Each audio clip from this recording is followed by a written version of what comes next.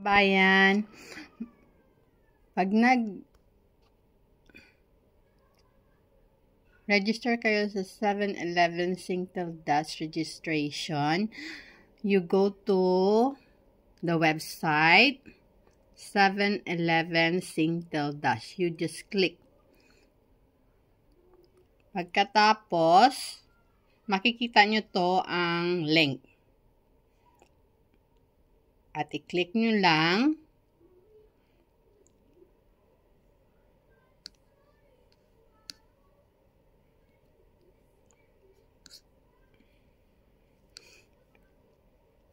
At kung new customer kayo, i-click nyo ang new customer and get started. Pagkatapos, i-login mo ang yung number. Pagkatapos, i-continue. Dahil ako ay nakatapos na,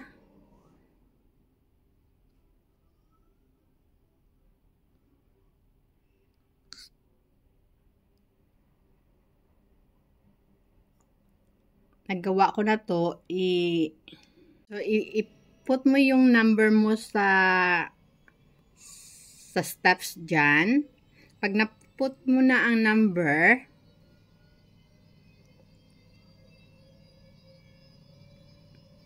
i-select mo dyan kung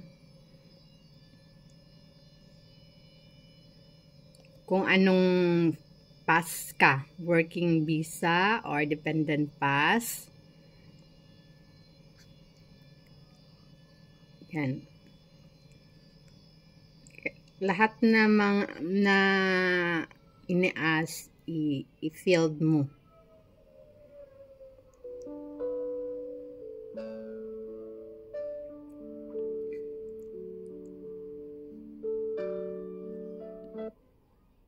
Pagkatapos, pag na-filled mo na, i-ask ka, i-upload your picture, or take a camera to have your picture in the screen and upload it, and then you click continue here. Pag na-click mo na, na-upload na, okay na yung yung picture mo, i-ask ang mga information dito.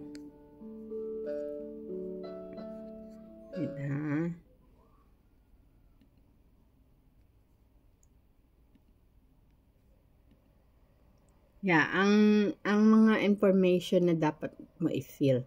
Your full name, your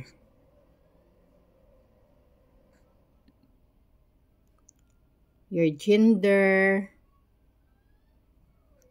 your street number, tapos yung unit number mo, ang pen. Kailangan i-fill mo lahat para ma-continue siya. Postal code, yung location at saka occupation mo. Yun. Dapat i-fill mo yan.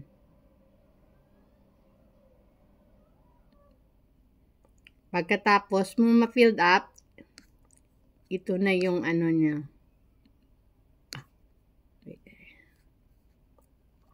Bibigyan ka ng please note your unique reference ID. Screenshot mo rin. At after 3 days or more than 3 working days, magsisend sila ng email sa'yo na